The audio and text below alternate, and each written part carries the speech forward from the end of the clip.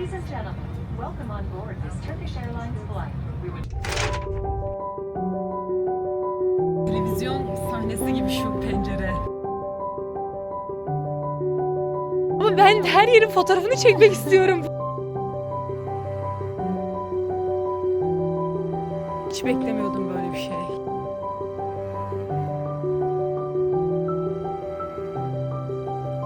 İsviçre'deyiz.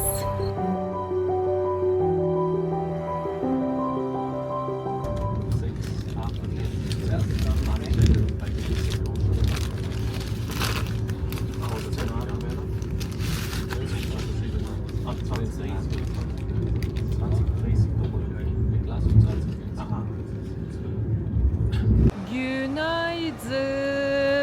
Evet arkadaşlar. İsviçre'deki ikinci günümüz. Bugün Olten'deyiz. Olten'deyiz. Eda Nur'u bekliyorum. Eda Nur beni alacak buradan ve beni gezdirecek İsviçre'ye. Merakla bekliyorum.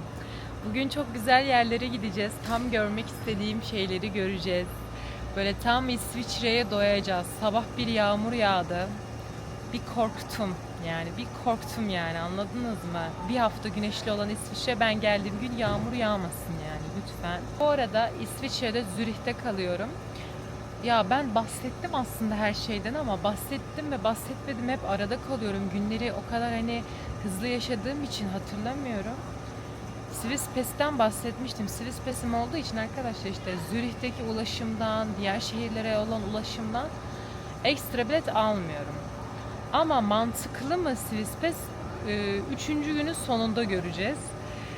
Çünkü biletler, ben bakmadan önce evde biletlere baktığım zaman mesela Olten'e gelmek, Luzern'e gitmek Zürih'ten 30 frank, 40 frank falan gözüküyordu.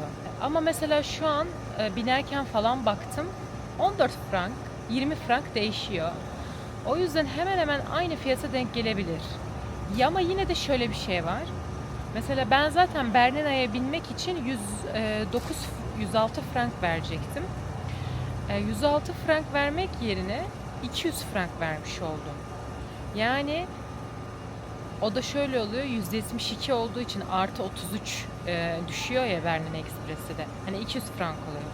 Yani toplasan zaten şu an burada bineceğim trenleri, tramvayları falan filan hemen hemen gelecek oraya. Yani o yüzden kafam rahat mesela. Bir şey binerken koşup hemen biniyorum. Bilet alma derdim yok. Bilet sordukları zaman direkt Swisspes kare kodum var, onu gösteriyorum. O kadar. Ben İsviçre'nin toplu taşıma sistemini anlamadım. Mesela tramvaya biniyorum ya. Bilet okutma sistemi yok. Dışarıdan alıp binmek gerekiyormuş ama yine aldığın şeyi okutmana da gerek yok. Mesela bu trenlerde de hiçbir çalışan yok. Tamam, en azından trenlerde bindikten sonra yapıyorlar, kontrol yapıyorlar ama mesela 2 kere kontrol yapmadılar bindiğim 2 trende. Mesela almadan binsen çıktın ama kontrol olduğu zaman tabii ki ceza olur da. Ama bilmiyorum, çok değişik garip sistemleri var yani. Okutup gir kardeşim yani. Daha zor değil mi böyle? Bilmiyorum, bence işlerini zorlaştırmışlar ama neyse. Öyle. Neyse, bugün ve yarın için çok heyecanlıyım. Dün zaten Zürih şelale falan gördük. Dün zaten size bir şey söyleyeyim mi? Çok yorgundum. 4 saat ne ekspresi sürdü. Artı Zürih'ten şelaleye gitmek 1 saat sürdü. Şelaleden Zürih'e gelmek 1 saat sürdü. Yani 6 saat dün yoldaydım. Artı bir de gezmeye çalışıyorum sıcakta. Bak bugün hava güzel. Bir de böyle hostele yerleşme günü zaten hep zor olur yani. Böyle valizi taşı, yorgunluk falan filan zordu. Dünü hatırlamak istemiyorum. Uykumu falan aldım, iyiyim. Yani çok pahalı bir hostelde kalıyorum. Yani pahalı derken en ucuzunda kalıyorum ama en azından diğerinden iyi. Diğerinden iyi derken en azından banyo olsaydı ya. Odada banyo olsaydı. Banyoya gitmişler, ortak kata yapmışlar. Farklı. Anam, arkamda da pano var. Neyse. Öyle yani. O gün geldi mi ya? Sonunda geldi mi o gün? Hoş geldin. Nasılsın? Teşekkür ederim. Sen nasılsın? Teşekkür ederim. Nasıl geçti yolculuk erkenden? Şey ya.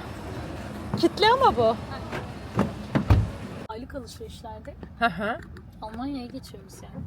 Bayağı bir fark. Değil mi? Evet. Değil mi? Evet, mantıklı yani. Mantıklı olan o. Veya işte günlük alışveriş tabii ki de İsviçre'de yapıyoruz ama Hı hı. aylık alışverişlerde turist olunca bayağı bir fark ediyor. KDV'sini de geri alıyoruz tabii. Ah tabii. Bence de çok mantıklı. Valla bayağı kazanç sağlanır yani. 35 dakika falan sürüyor zaten sınır.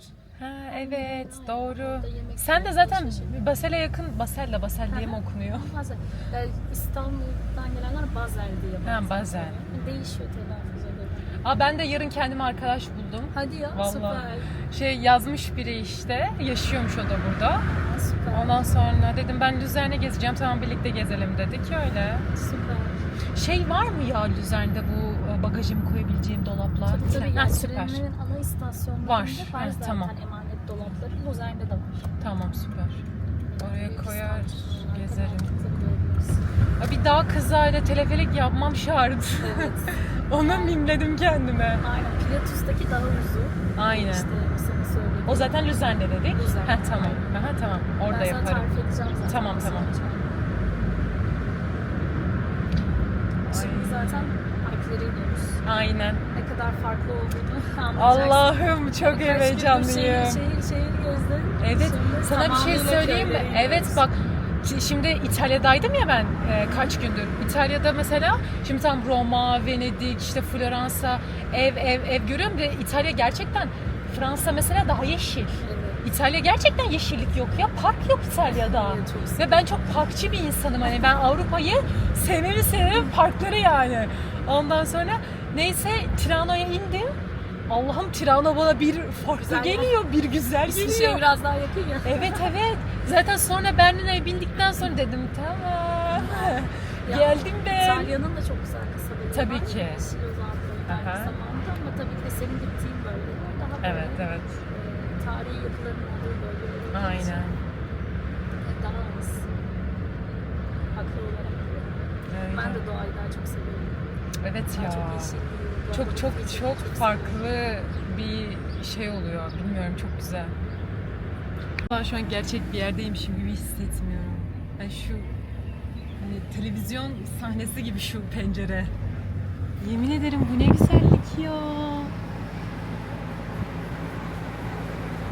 Bu arada çekmemde sakınca yok. Evet. Valla biz Eda ile buluştuk.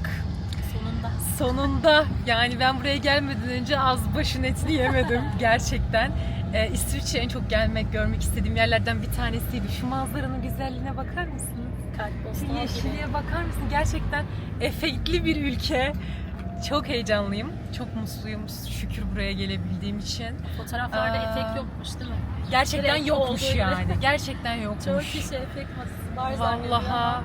Eda burada yaşıyor bu arada. Instagram'dan takip edebilirsiniz. Çok güzel turları da var. Çok güzel şeyler de paylaşıyor. İsviçre'ye merakınız varsa. Bekleriz efendim. Onun dışında bugün birlikteyiz. Vallahi çok güzel yerleri görecekmişiz.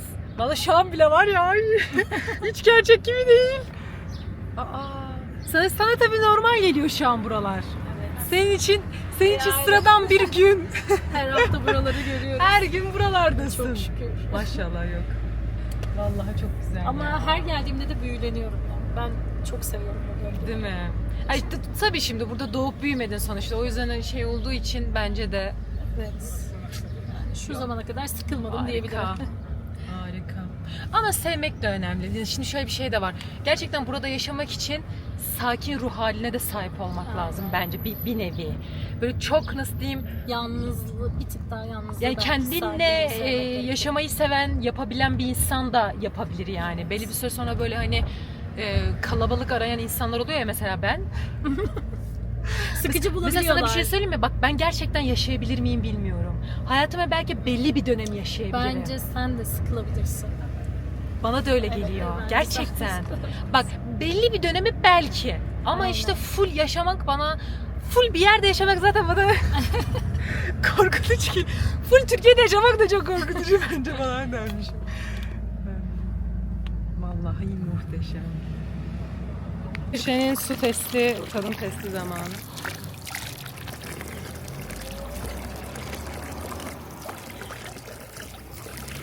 Nasıl? Bir dakika. Şeklini görmedim. Yurdumun suyu. Burada Bir şey Alplerden söyleyeyim mi? gelen Bayağı suyu da- güzel. Su niye bu kadar güzel? İsviçre'ye gelince ben. Suyu çok güzel. Övmediğim bir şey olmaz buranın. Burada önceden daha fazla mezarlık vardı. Sonra tutmuşlar. Vallahi çok güzel su ya. İçtim, bütün çeşmelerde içtim su. Valla kötü değildi. Yani Şey diyorlar hani Ne olur ne olmaz. ne olur ne olmaz diye içmeyin diyorlar Değil mi? ama hani ben çok şeyim biliyor musun? Su hani tadını alırım kötü su. anlarım kanalizasyon suyu falan. Nasıl biliyorsun diye sorma. Ama yani ben kötü suyu anlarım. İyiydi içtim. Yaradı İyi yaradı. bari. Zehirlenmediysen sen şu zamana kadar. Ama ben her yerin fotoğrafını çekmek istiyorum. Bu ne? Vallahi şaka mı? Teleferiğe biniyoruz. Bindik canım, bindik. Manzara geliyor diyor. Geliyor. Woo! Sağ tarafa cebir. Yukarı çıktıktan sonra Allah muhteşem dur. bir manzara var. Bir dakika. Ne demiştin adına ya? Bu şeyi bike? Trot var. Trotty bike. Şimdi trotty bike yapacağız. Ben Teleferikten tersten indik. Bakayım. Yok, onu tak. Doğru. Sen arkadan alacaksın.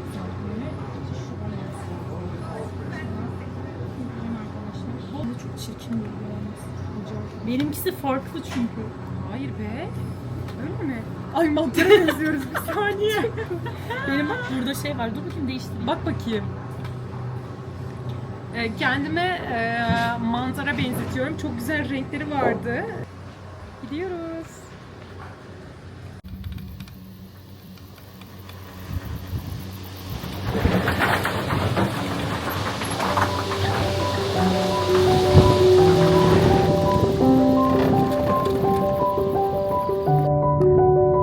İsviçre'de ikinci günüm.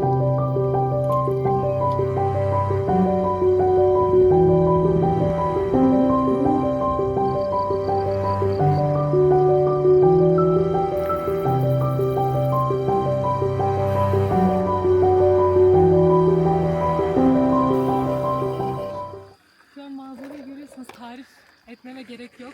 Şu bisikleti, skoturu, karışımı şeyi kullanırken gerçekten video çekmek o kadar çok istiyorum ki. Ama çok zor, bilmiyorum. O kadar hayal büyülü bir yerdeyim ki şu an. Tarif edemiyorum. Böyle hani ülke gezmek gibi değil, müze gezmek gibi değil. O kadar farklı duygular içine giriyorum ki böyle sanki bedenim şükrediyor burada olduğu için. Bilmiyorum, çok güzel bir yer. Herkesin mutlaka buraya gelmesi gerekiyor ve bunu mutlaka yapmanız gerekiyor. Aşırı eğlenceli bir aktivite. Bu yol boyunca teleferikle yukarı çıktık. Yukarıdan sonra bu skuterlarla böyle aşağı iniyoruz her tarafı izleyerek. Etrafı görebilirsiniz zaten. Muhteşem bir yerdeyiz ya. Harika. Yolumuza devam edelim.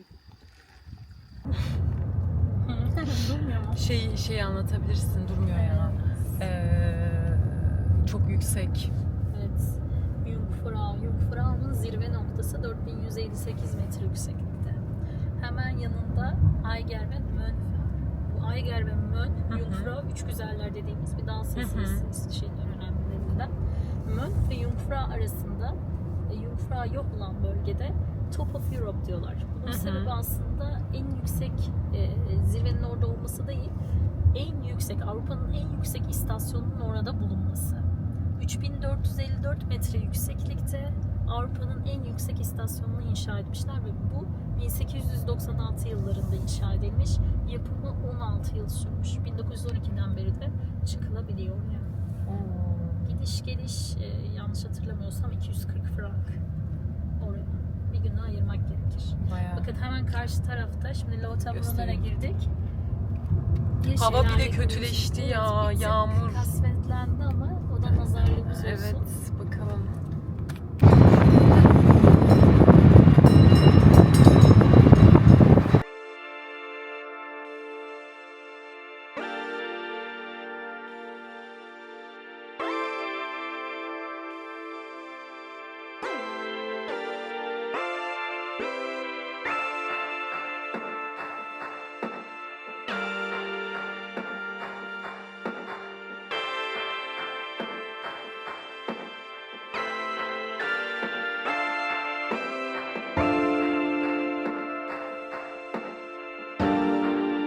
teleferikler sadece gezi için. Buradaki dağ köylerine zaten araç ile ulaşım yasak. Tabii çok iyi geçinemiyor ama sonuç olarak yaşam standartları yüksek Evet evet. baktığın zaman. Askeri ücret, net bir askeri ücret yok aslında ama söylenen şu, çünkü yüzdelik de çalışıyorlar işte, saatine göre ücret alınıyor. Alman kantonları için ortalama 3600 frank civarı. Fransız kantonlar için 4100 frank civarı ama burada askeri ücretle geçinemezsin. Evet. Yani bir aile askeri ücretle geçinemez. Çünkü Ya bence askeri ücret alan da yoktur burada aynen. Yani alıyorsa da 2 kişi çalışıyordur o ailede. Ha işte zaten. Aynen. Buna bineceğim. Bunu göreceğim. Avrupa'nın, hatta dünyanın en dik teleferik hattını görüyorsunuz. En dik teleferik hattına bineceğim. Hayatımda ilk defa, ay gözüme girdi. Hayatımda ilk defa şelale görüyorum arkadaşlar. Ve İsviçre'de. Ve Ben İsviçre'de böyle- tam yerine böyle- geldim. böyle de yeri. 72 tane Tamam. şelalesiyle ünlü.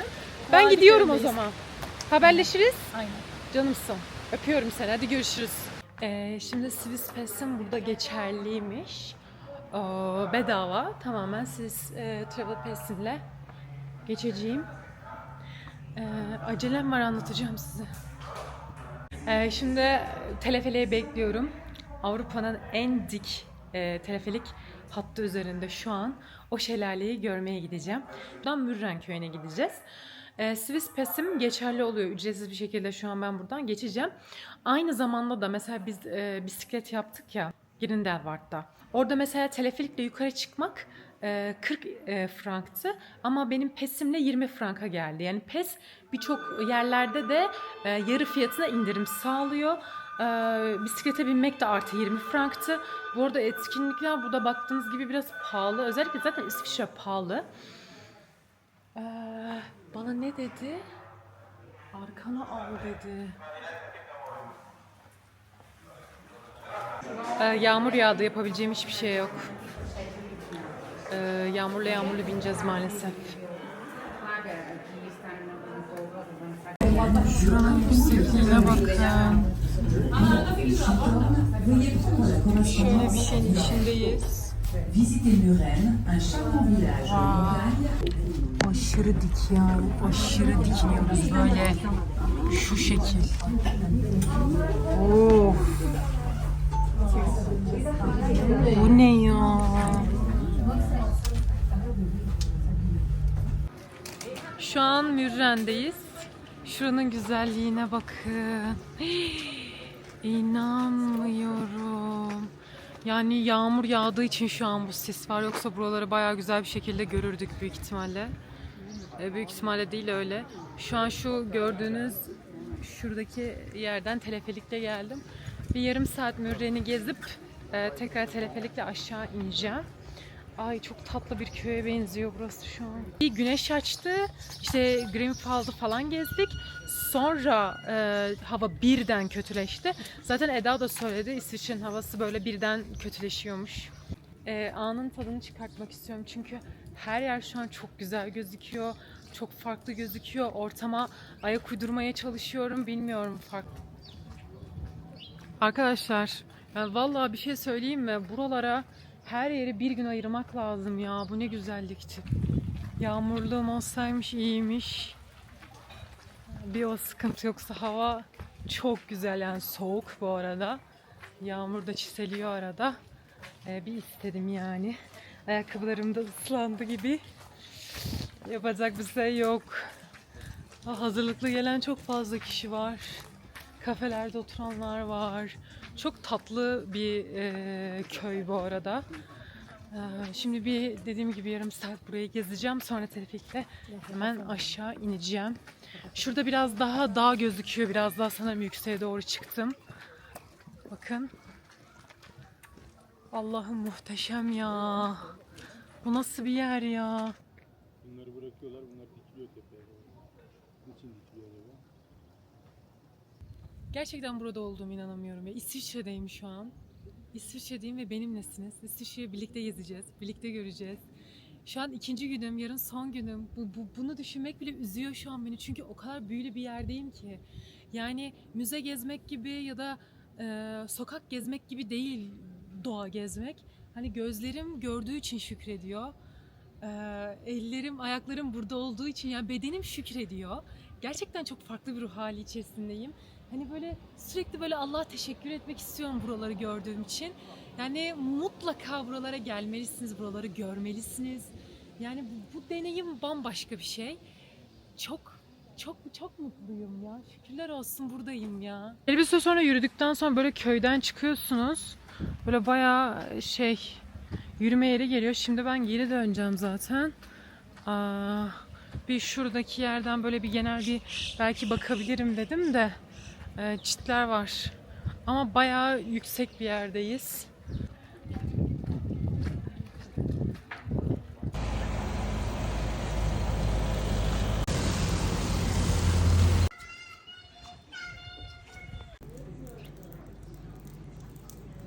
Hava çok yağmurlu ve bulutlu. Yağmaya başladı. O yüzden manzara görmüyorum. Bulut görüyorum. O yüzden şimdi geri döndüm. Yoksa biraz daha dolanırdım etrafta. Çünkü bir şey göremiyorum.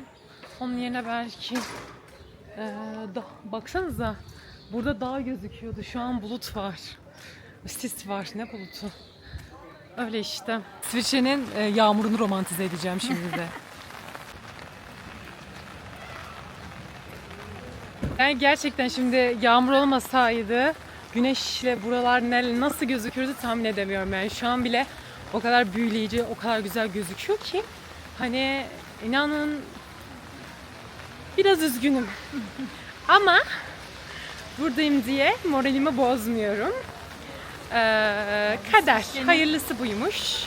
Senin birçok mevsimini yaşıyorsun işte. Aynen, tabii. Yazın. Neyse yarın Allah'tan güneşli gideceğim yer. Böyle güzel mezar gördünüz mü?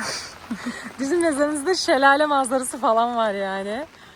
Helal olsun, adamlar yapmış.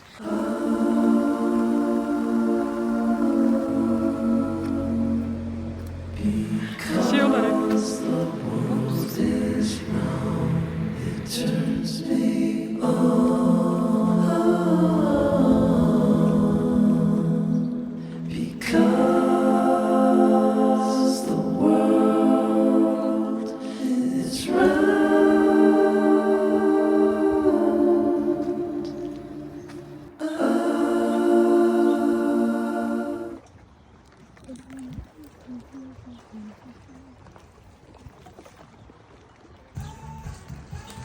İsviçre'nin milli içeceğini deneyecekmişiz. Tam olarak ne? Gazlı Tam bir... olarak milli içeceği demesek de Evet, yani. tamam. Aynen. Hani peynir altı suyundan yapılan bir içecek. Hadi be. Evet. Bakalım ne kadar, o kadar burnuna sürüyor. Bizim samimiyet. Aa yani. Bak bardağa koy bir tadına bak bakalım nasıl. Merak ediyorum. Rengi de enfes. Çok merak ettim. Güzel. Sence neye benziyor? Fanta'ya. İlk defa Fanta'ya benzetelim dedim ama. Genelde elma suyu. Elma diyecektim. Şimdi elma diyecektim. Ama Fanta elma karışımı bir şey. Sanırım gazlı olduğu için öyle geldi. Daha hafif. Evet çok hoş ya. Valla tadı çok hoş. Bakın dağlar çıkıyor yavaş yavaş ortaya. Ses gidiyor. Bankta oturuyoruz. Bankta oturmayı çok severim ama İsviçre'de. Böyle de rafine zevklerim var işte. Allah'ım ne kadar güzel bir yer.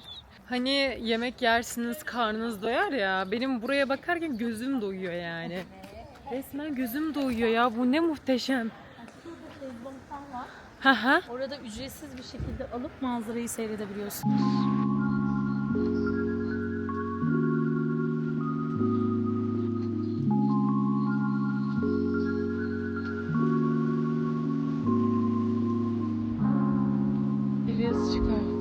Dünyanın en güzel konumuna sahip kilisesine geldik arkadaşlar.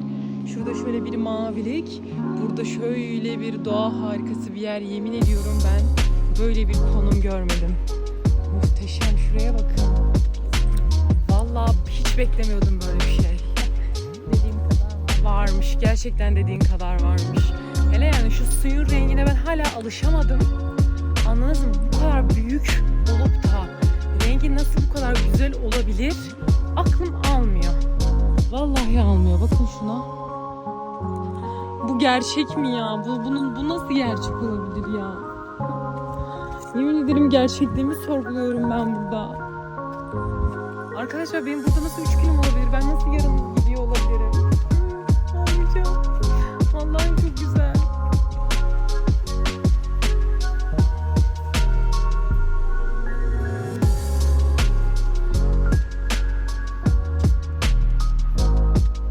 Bir yazı çıkar.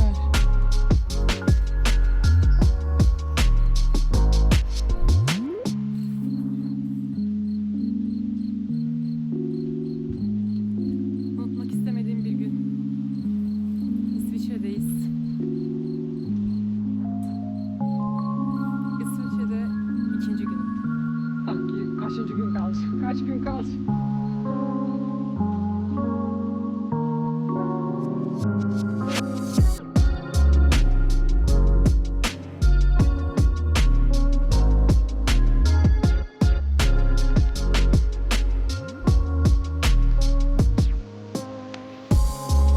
Şimdi otelimden çıktım. Şunu kilitleyeceğim dolaba. Bugün otelimden çıktığım için hiçbir yere bırakamıyorum ve akşam trenim var Almanya'ya. O yüzden. Ama bunu nasıl yapacağım bilmiyorum. İnşallah bana yardım ederler. Yani bu işler korkutucu geliyor bana. Bekliyorum, hadi ver kartımı. Ah, verdi. Şimdi bununla girebilecekmişim. Bunu kaybetmeyeceğim. Burada da fotoğrafını çek falan yazıyor. Kilitlendi. Tamam. Bu. Dolabım bu. Okey. Sıkıntı yok. Şey oldum ya. Panik oldum, böyle şeyim. Her şeyi aldım değil mi? Her şey içinde değil mi? 100 kere soruyorum kendime. Ay keşke pasaportumu bir kontrol etseydim. Neyse ya, içinde ya. İyi iyi. Tamam, ben önce şunu fotoğrafını çekeyim. Kaybedersen falan yüzünden karakol. O konuşmadığımın farkındayım. O yüzden böyle bir konuşmak istedim. Hem de zaten arkadaşımı bekliyorum.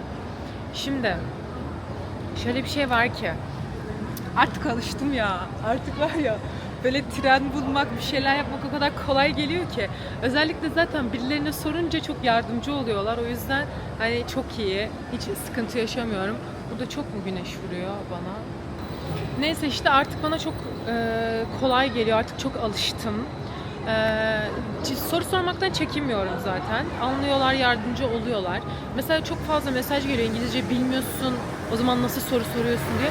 Arkadaşlar Google Translate'e yazıyorum. Okuyorum kendi kendime. Sonra dönüp söylüyorum hani.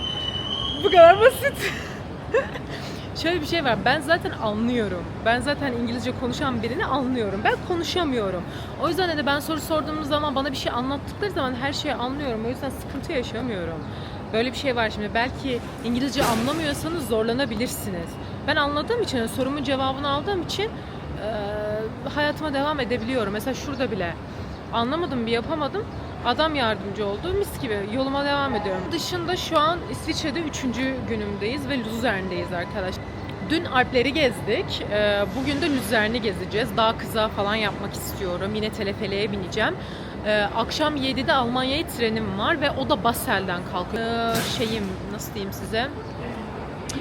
Tempolu gezeceğim bugün de. Dün de Tempolu gezmiştim zaten, biliyorsunuz.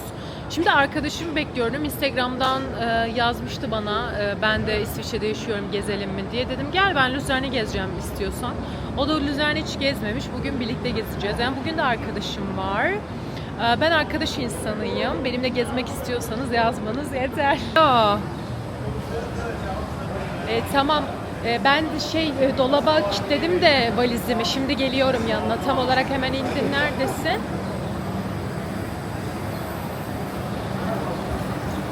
Kiosk var. Heh, tamam, kioskin oraya geliyorum. Tamam, okey. Bye bye. Gelmiş. Şimdi yanına gidiyoruz.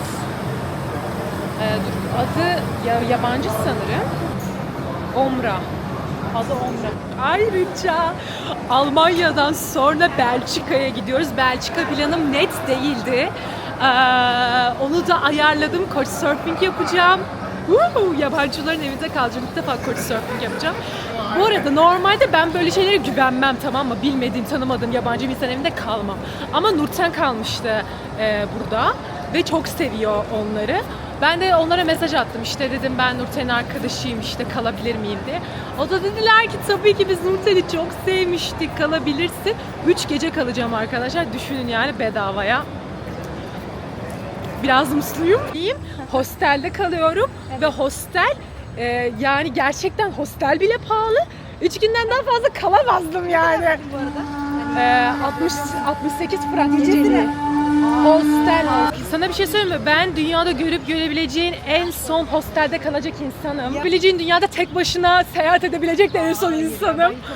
Ama işte ilk defa deneyimliyorum ben de ve gerçekten ne biliyor musun? Önüne bakıyorsun.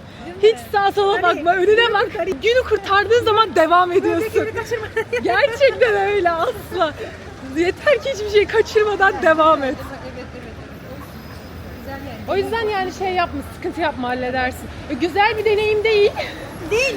Yani şey tek gibi yer, tek odada kalmak kadar gerçekten güzel bir şey yok. Ama tamam, hallediyorsun yani. Çünkü ben bu katta görmedim. Ama şöyle bir şey var. Zaten Bugünkü arkadaşım kendisi. Bugün birlikte Luzern'i gezeceğiz. Bir anda sözünü kestim ama. Ya. Bu arada çekmemde sıkıntı var mı? yok. Çek beni, Hani çek beni, çek ben beni. zaten TV'lerdeyim falan diyormuşum ya. Ben jurnalistim aynı anda. O ne demek? Gazeteci. Aa, süper, alışkınsın kamera. Böyle sanki bir şey söyleyeyim mi? Yoğurt almak istiyorum. Bir de böyle muffin bir şey alabilirim, anladın. Şimdi Luzern'in Şapel Köprüsü'ndeyiz. Burada bank arıyoruz ki kahvaltımızı yapalım ama hiçbir yerde, bak Türkiye'de olsa şu an şurada her yerde bank olurdu. Kahvaltımız. Konuşuyor. Peki şu an anlıyorsun o zaman şu an Fransızca. Ha bayağı iyisin. A2 şeyine geldik. Oo A2'sin. Süper. Tamam, ben zannediyorum ki böyle yeni öğreniyorsun. Böyle sabahtan beri böyle elinde taşıyor bunu. Ben de bunu taşıyorum ki çöp bulalım atalım diye. Pardon, anladım. Evet pardon diyorlar. Doğru ya, şaka. Ben ne diyecektin? Excuse me. Excuse me, sorry. Şu sistemin Türkiye'de olduğunu hayal ediyorum. Döverler adamı, yemin Oradaki ederim. Bağcılar çöpü var ya. Oradaki Döverler. çöpü. Var kimse hani şeyde kalmaz. Herkes Arkadaşlar arkadaşlar kendisi Fatih'ten geldi bu arada. Fatih'te yaşamış bir arkadaşımız. Evet, Fatih Camisi'nin orada bir sokak var, aşağı iniyor Halıcılar diye. Orasıydı. Artık gitmeyin, yokum çünkü buradayım. Ama şu an çok güzeldi. Yani bence bir tane kafeye sorsak falan bile olur gibi. Tamam. Şükür 20 dakika sonra çöpümüzü bulduk. Fotoğrafımızı şuraya koyacağım. Anı ölümsüzleştirmek istedik. Onun dışında şu an magnet almaya gidiyorum. İsviçre'den hiç magnet almadım. Şeyim var. Her ülkeden bir magnet almam lazım. O yüzden oraya gidiyoruz. Burada çok bir şey yok arkadaşlar. Luzern böyle şey. Luzern buranın böyle şey kasabası yani. Merkez şehri, eski kent gibi böyle şeyler, evler falan var. Gölünü gördük, kahvaltı yaptık. İşte gördük, görmedik demeyeceğiz yani. Şimdi bunu yaptıktan sonra teleferik binmeye Ştans'a gideceğiz. Orada buraya böyle bir 20 dakika, yarım saat bir yer. Bakın inek altında şey. Niye biliyor musun? Bak bunu çok beğendim. Bu da güzel, evet. Bunu çok beğendim ama inek olmaması üzdü biraz. Bence bu daha hareketli. Değil mi? Daha güzel. Şunu tutar mısın 2 dakika? Aradığımı buldum. İneğim de var, Switzerland'ım da var. Bir magnete 6 frank veren hayat bize neler yapmaz? Ben real bir turistim tatlım. Buraya geldiğim günden beri kazıklanmakta, benim üstüne tanıyamazsın. Artık ne moduna geçtim biliyorsun, umurumda değil. Hayata bir kere geliyor. Param bitene kadar buradayım. Son kuruşuna kadar kazıklanmaya evet diyorum. Pardon. Omra burada yaşıyor. Normalde İstanbul'da yaşamış. Kaç sene İstanbul'da yaşamıştı? 6 sene İstanbul'da yaşamış. Sonra daha yeni taşınmışlar buraya. Öyle o bana mesaj attı. O yüzden bugün birlikte geziyoruz. Ona da tek gezmediği yer Luzern kalmış. First class canım. Ben bilmem. Ben bilmem. Ben gezginim. Ben fakir bir gezginim. Mesela sana bir şey söyleyeyim. Bak İtalya'da restoran gezerken İsviçre'ye geldiğimden beri market geziyorum. Ya Sen niye bunu soruyorsun şimdi? Gerek var mı ben bunları bilmesine ya? Burada ne güzel eli takılıyoruz şurada Migros'tan takımlar yani gidelim. mükemmel bir tane zincir markettir yani. Allah razı olsun, kurtarıyor mu? Kurtarıyor. First class Yani first. istesek yiyemez miyiz? Yeriz. Anladın mı? Evet. Salak değiliz ki. Ya. Salak değiliz ki biz çok karar verelim. Tabii. Oğlum. Hadi gidelim. Hayır. Kim magnese 6 frank vermiş? Biz. İşte. Yani anladın mı? Zenginliğimi buradan okuyabilirsin. Tabii lütfen efendim. Şimdi hemen Allah'ım bunun Bernina Express'inden ne farkı var? Sadece şurası şey. ağlayabilirsin ben. Bu acıyı yüzüme vurma bak. Ya ben seni Elitlik- bu kadar çabuk zorbalamak istemezdim. Elitlik Yani. istedin. Elitlik istedin. Elitliği ancak bende bulabilirsin. Ya evet kardeşim aynen bak şimdi İsviçre'nin bütün trenleri böyledir bu arada. Hani söyleyeyim de hani üzülme biraz daha üzül falan. Verdin o kadar parayı falan ama gerçekten bak hani şuradan şuraya git mükemmel. Zaten gelirken fark etmedin mi? Dedim sana sen görmedin mi? Şuradan Zürih'e giderken bir trene bindim daha güzel yerlerden geçtim. Lanet olsun. Ha, şimdi beni kim kandırdı? Paramı geri Kim istiyorum. kim bana dedi o Bernina Express'te bin diye. Ben Şaka almıştım. maka. Hayır lütfen kabul etmiyorum. Bernina Express'i Lidl Aybüke'nin en büyük hayaliydi. Ya evet. Manevi anlamda tabii. Şey manevi anlamda beni çok Evet. doyurdu. Kendini kandırabilirsin bunlarla. Ama bir şey söyleyeceğim. Benim Swiss Pass'im vardı ya. Evet. Ben 33 frank verdim Bernina'ya sadece. Evet ben gördüğüm fiyatlar baya pahalı. Çok 106 Evet. frank. Evet. Ben, Bir de- bak 106 frank verip ne yapan var biliyor musun? Gidip gelen var. O çok saçma. Bakın Ne hiçbir gerek şekilde var? Bernina Express'ini gerçekten gidiş dönüş kullanmayın yani. Hani Yani. çok saçma. Gittiğiniz yolu tekrar dönüyorsunuz ve böyle gerçekten çok wow yerlerden geçmiyor. Bak çok güzel Evet. yerlerden geçiyor ama o kadar hızlı geçiyor ki o güzel yerleri. Unutuyorsunuz. Değil mi? O yüzden hani gidiş geliş yerine mesela gerçekten İsviçre'den İtalya'ya geçiyorsunuz ya da İtalya'dan İsviçre'ye geçiyorsunuz mantıklı. Ve Swiss Pass'iniz varsa mantıklı. Değil Yani mi? ben oraya 33 frank verdim tamam. Evet. Ben 30 franka gidilir ama 106 frank vermiş olsaydım mesela derdim ki yani. Sabah akşam yatak kalkarım falan diyorsun. Abi ben burada bir gece burada uyursam tamam anlaşabiliriz. Hadi bak paramı çıkarmam lazım beni üzme. Sen yani Evet. işin bu. Evet. Dedim ki ben yazayım. Ne olur ne olmaz gel bir şansımızı deneyelim. Ve içimde biriktirdiğim 10 aydır o özlem, o böyle makara, gırgır, şamata insanlara dalga geçerek, zorbalayarak, yolu kaybederek, saçma sapan para harcayarak Yemin ederim rafine Türk zevki. yemin ederim bunu yapmam lazım hani anladın mı? Yoksa hiçbir şeyin tadını alamam. Yani alamazdım zaten de Değil mi? alamıyordum. Bugüne nasipmiş. Bugün is the best day.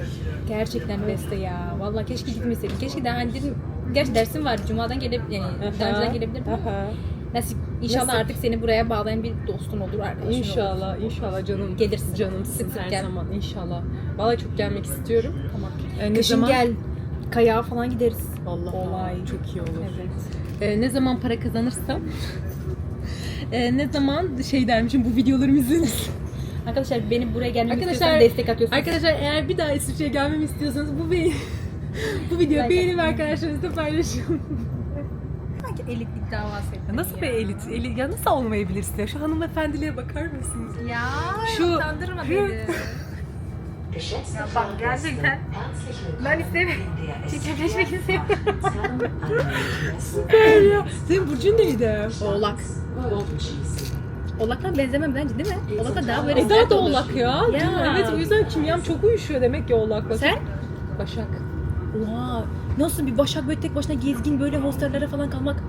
O yüzden dedin değil mi? Bak, Demir dedim sana bakın. Kesinlikle bak Benim sen için bu. çok yol kat etmişsin, seni tebrik ederim. Yemin ederim ki tebrik ederim. Şu an gurur duydun mu kendinle? Çok gurur duydum. Bak buna değer. Kolumu çıkartmayı bakacağım. Hadi bizim yani 30 senelik arkadaş gibi bir benim halimiz var. vallahi sorma. Benim şeyim var şu an. İnandırmaya çalışıyorum insanları anladınız mı? Kesinlikle ben Bak, anlıyorum. İnsanlar çünkü Instagram'dan gördükleri zaman gerçekten yaptığım şeyin çok basit bir şey olduğunu yani nasıl Hayır. değil? Yaptın, nasıl yaptın? İşte yapar, ne bileyim Yapılır, fısı, yapabiliriz. Ne bileyim yapar, parası var o yüzden. Ne bileyim alır babasından o yüzden. Ya da ne bileyim işte zaten İngilizce biliyor falan. İngilizce Bilmiyorum alakası oğlum bak ne yok. İngilizce biliyorum. Ne ailemden para al, bir kuruş para aldım buraya gelirken. Ne de aklım hostelde kalabileceğim kadar ruh halim Şey buna değildim, müsait hazır değildim. Değilim. Evet. Ama Hayır ne ya. oluyor biliyor musun? Görmedim, duymadım, bilmiyorum oynuyorsun. Değil mi? Değil mi? İnsan hani anı kurtarmaya böyle geçirmeye çalışıyor. Onu öğreniyorsun. Gerçekten onu öğreniyorsun. Ama insan bir yerden başlamak, bir şeye cesaret etmek lazım. Hani her Kesinlikle. insan hayatta sadece iyi bir işe girmek, iyi bir şey yapmak cesaret etmek değil ki. Evet. Böyle şeylere atılmak da çok çok büyük cesaret. Katılıyorum. Ya şu Gerçekten an ben çok katılıyorum. yani Avrupa'ya tamam geldik işte. Almanya'ya falan gideceğim hani haftaya. Aha. Haftada kalacağım, onu da söyleyeyim. Aha. Ama yine de bu bir korku uyandırıyor ama yapacağım. Aynen. Üstünden geleceğim. Aynen, ben de. Çünkü bunu yenmeden, bunu yaşamadan, bunu tecrübe etmeden bunu üstesinden gelemeyiz ve eğer ki istiyorsak imkanlarımızı kullanmak, hayatı yaşamak, bunu yapmak zorundayız. Hele ki Kesinlikle. bir bayan karısı olarak, Bayan karısı. hanımefendi olarak bunu yapmamız lazım. Evet, kesinlikle. Ya bak takipçilerin Bayan- beni böyle tanıması gerekmiyor. Bayan karısı çok sevdim. Yeni words, benim için yeni bir kelime çıktı. Bayan Ya. karısı. Muhteşem. Hanımefendinin Evet. bizlik kullanılmış hali bayan Evet, karısı. daha böyle Hanımefendi. ne diyorum, hanımefendi olarak evet. Tabii, bayan karısı. Bir şey diyeceğim, biz bunu böyle hayal etmemiştik, biz tüneli soktu ama. Valla işte Berlin Express. Ya. tamam. En sensin tamam. İyi. O 27'de derse başlıyor ve çok böyle Hiç gıcık başlayamam biliyor musun? işte. Takıntım var saatlere mesela. Ya değil mi? Tam da mesela yapman 30 lazım. olması lazım onun Ben yani. de değil mi? Telefonu kapatacağım ya tamam 12 olsa kapatacağım. 12.5, aynen. 12.5. Mesela ya da pazartesi anladın mı? Pazartesi başlayabilmem. Ya, Hani ortadan başlayamam. Yok. Başlayamam yani. Çok zor ya. Değil mi? Çok gıcık mesela 27'de Baştan başlaması. hani Başak ve onu mu aldın? Ha, bunu Yeni mi aldım. aldın? Tabii. Kiko'dan mı? İşte Aa, diyorum Milano sana. yaptırmış. Tabii oğlum. Aybüke yaptırmış. Niye kullanıyorsun madem, saklasana bunu. Niye saklayayım be? Hayır bunu hatıra. Hani şey var ya böyle kullanmadan kaldırır 20 sene geçer. Ben hiç öyle bir insan Ya. değilim. Mm-mm. No, Galicia por el... Can I use Swiss travel pass, right? Yes. Yeah. Okay. You can use it. Okay. Thank you so much. Thank you. Çok tatlı. Yo normal Swiss pass ama burada öyle farklı tarifler var. Aa süper. Böyle 6 senelik mesela çok mükemmel en sevdiğim bir tarifesi var. 25 yaş kaldı, senelik bir kere ödüyorsun ve 7'den sonra saat 7 akşam bütün İsviçre'ye gezebilirsin. Free. Her şey. Her şey. 7'den sonra mesela Ne kadar ödüyorsun? senelik 100 frank. Çok iyi. Mükemmel bir şey. Bak hani geldiğimizde bir bunu kullanıyoruz ve hiçbir şekilde başka bir bilet almaya gerek yok. Harika bir şey, süper. O yüzden o da şu an benimle, ben de Swiss Pass'imi kullandım, onun da kendi kartı var. İkimiz de şu an buna bedavaya bindik, gidiyoruz. Bedava değil de işte, hani yani başka bilet almıyorsun. Süper. Kârdayız yani. İşte bizim içimiz de kâr takıntısı. Ya ne yapalım kardeşim, öğrenciyiz yani. Evet, biz kazıklanmak istemiyoruz ya. Şu an bize bakıyor. Evet arkadaşlar, bugün İsviçre'deki 3. günümdeyim.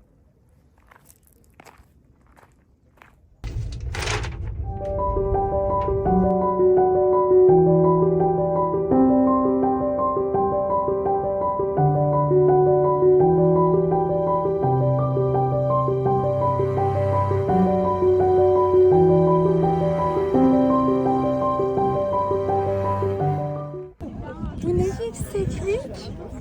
Çok yüksekteyiz. Her şey gibi oldu, atladık. Ay bir dakika.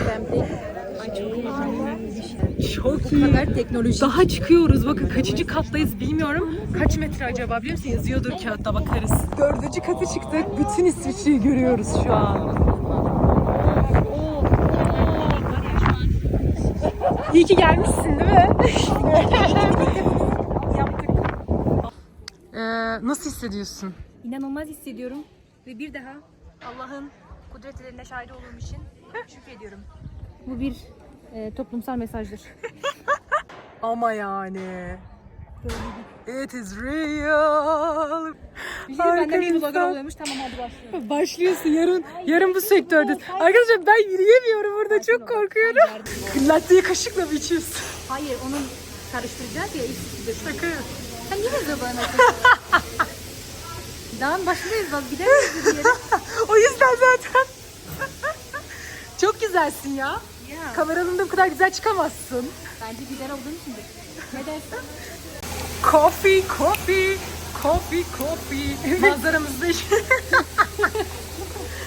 Manzaramızda bulut manzarada kahve içeceğiz.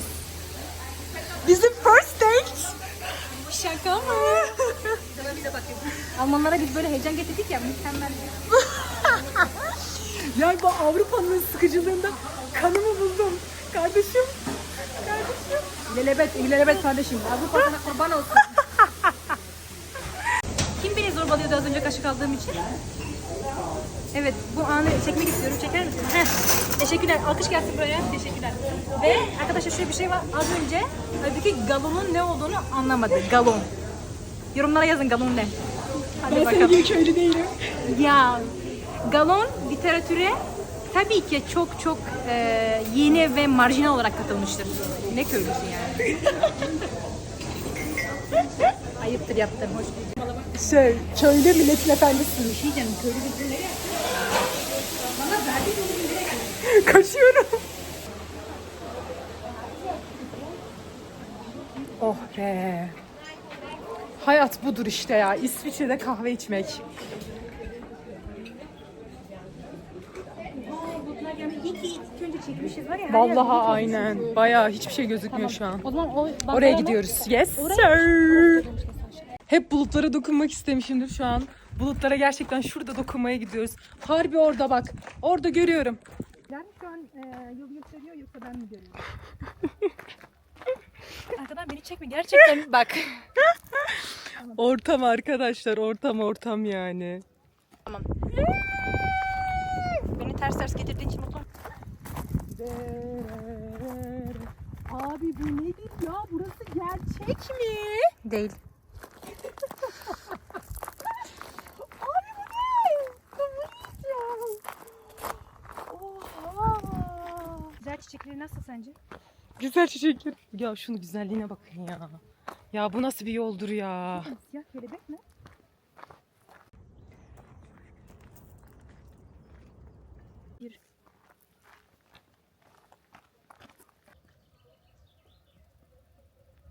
Arkadaşlar böyle yol devam ediyor. Şöyle şuradan aşağı, şuradan şöyle sislerin olduğu yerden gidebilirsiniz. Bir şey söyleyeyim mi? Şu sislerin olduğu yere gidebiliriz. Şu an sis kalktı. Daha demin sisten hiçbir şey göremiyorduk. Şu an size gördüğüm manzarayı göstereceğim. Şu an var ya bütün manzara şu an açıldı. Sis kalktı. Etraf böyle. Ben bilmiyorum. Ben böyle bir şey görmedim arkadaşlar. Şu an kalktı tam giderken yani. Muhteşem yani. Ben başka hiçbir kelime bulamıyorum buraya. Arkadaşlar basmamışım da tuşan. Harika bir yerdeyiz. Gerçekten çok moment yaşıyorum. Böyle çok huzurluyum. Yani bu güzel kurbanla da buluştuğum için çok mutluyum. Vallahi iyi ki gelmiş, iyi ki tanışmışız. Çok kendime geldim ya. 40 yıllık arkadaşım sanki ya. Gerçekten çok iyi oldu. Gerçekten çok Süper iyi yapmışız. oldu. İyi ki. İşte sana hep bahsettiğim yerler Jessica. Hasankeyf, Mezopotamya. Bütün imparator burada kuruldu.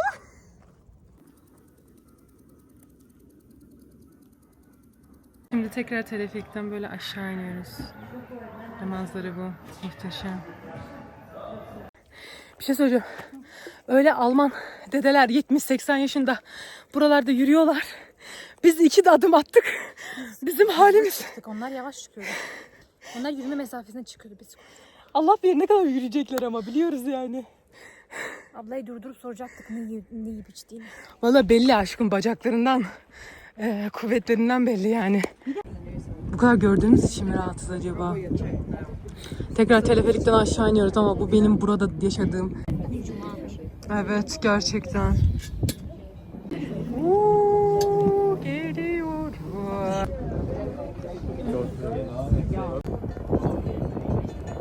Geliyor. Yani Avrupalılara lütfen eğlenmeyi öğretebilir misiniz? Yani lütfen. Biz burada bağıran gülen tek biziz ve herkes çok garip bakıyor abi hani Herkes keyfini bunları dinliyorlar mı? hani anladın mı? Keyfini başka nasıl çıkartabilirsin ki buranın anladın mı?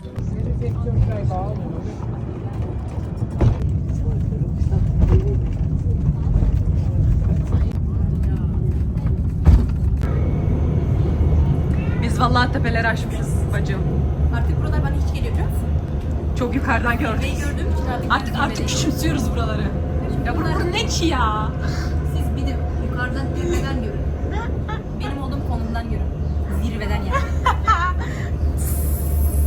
Hayırlı cumalar. Bugün bir de cuma. Bam! Ben nasıl insanım be? Ben kelime harcamıyorum. Ateş ediyorsun ateş. Konuşmaya daldık. Kaçırdık tren. Hissediyorum kendimi. Ama bu olacaktı yani. Yani ben sana önce dedim ki kazasız belasız. Ya abi nasıl yaptık ya? Bir şey olmaz. Hemen şeyden duraktan bakalım oradan araba geçiyor. Bence geçiyordur. Yani aynı yönde. Biz sohbet ederken durağa kaçırdık. Ama yakaladı. Şey gibi oldu, YKS'de sohbet ederken YKS'yi kaçıran kızlar gibi 3 dakikayla. Ama sonra diğer duraktan indik ya, otobüs orada geldi ya, biz de diğer otobüse yetiştik. Ama bu kız sayesinde. Bir alkış. Şimdi hayatının en iyi yolculuğuna hazır mısın? Değilim. Şimdi biz daha kızana telefikte çıkıyoruz tabii ki çok yüksek olduğu için. Ben burada da yine Swiss Pass'ımı kullandım ama bu sefer indirimli kullanıyorum. Yani bunu da ücretsiz değil. Normalde 42 frankmış ama biz 21 frank ödedik. 22 frank ödedik. Hani yarısına geliyor işte. Bunda da böyle bir geçerliliği var. Öyle. Ama daha kıza ayrı ücret olacak. Bu sadece teleferik parası. Bu arada bir şey söyleyeyim mi? Bayağı uzun yani. Bayağı tepeye kadar çıkıyoruz şu an yani. Arkadaşlar biz yani en büyük kızağa gidiyoruz, tamam mı? Ve bu kızağa gitmek için şurada inmeniz gerekiyor. Teleferikte şimdi biz bayağı bir yol geldik ama ilk durağımız burasıydı. Burada durdu, inmemiz için bekledi. Ama bizim durağımız şurası yani. Buraya gidiyoruz. Şimdi o durağa gidiyoruz ve yolumuz bayağı var. Şuradan da bindiğimizi söyle. Bayağı var. Ve aynen şuradan bindik biz. Böyle 2 durak buradayız. Aslında daha da çıkıyor bu teleferik diye biliyorum ama yok yani. Ya biz kaç dakikadır sence buradayız şu an? Bence bir saate geçmedi ama 45-50 midir? Yani bilmiyorum, o kadar değil be. Yarım. Yarım saat Yarım, yani. aynen. Ama yani git bitmiyor arkadaşlar, o kadar Şuralara- gerçekten yükseğe çıkıyoruz yani. Fena yükseğe çıkıyoruz.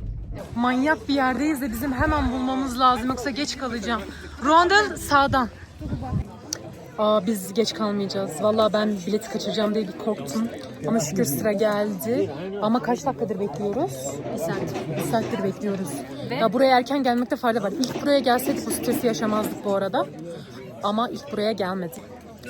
O yüzden bayağı stres yaşadık ama yine kıt kıtına yetişmiş gibi bir şey olacağım sanırım.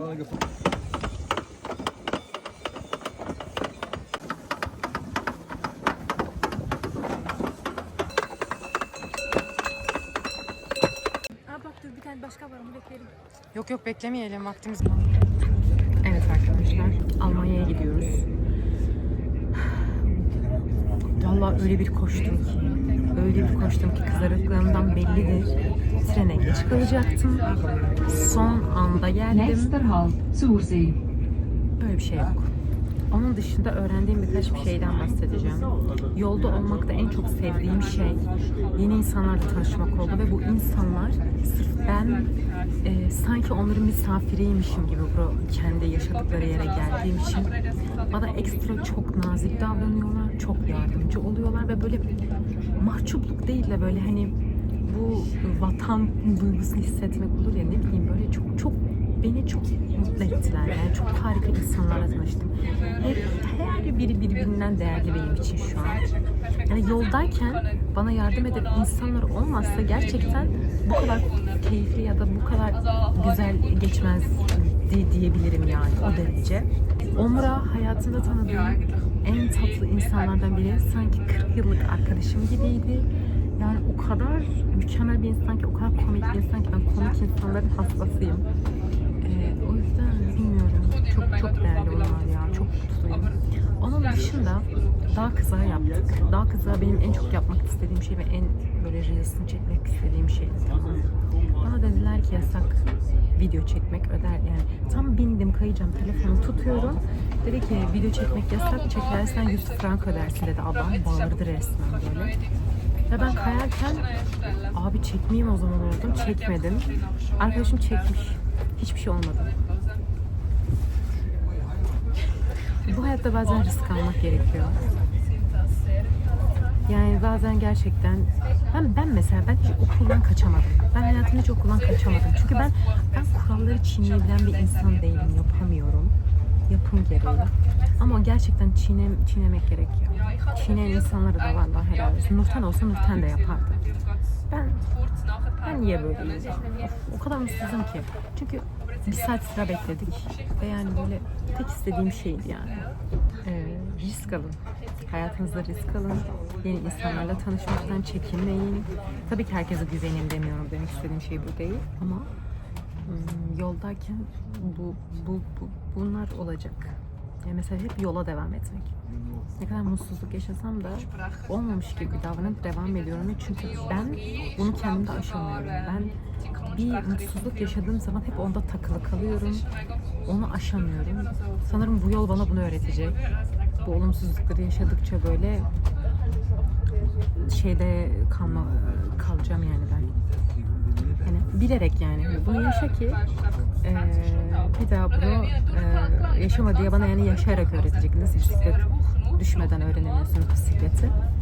O misal. Bilmiyorum ya bayağı hissediyorum bana bir şey katacak bu gezi. İnşallah bu yönümü katar. Çünkü ben artık bir şey yaşadıktan sonra umursamak istemiyorum. Mesela şu an bile bu dağ kızağı benim canımı çok sıkıyor.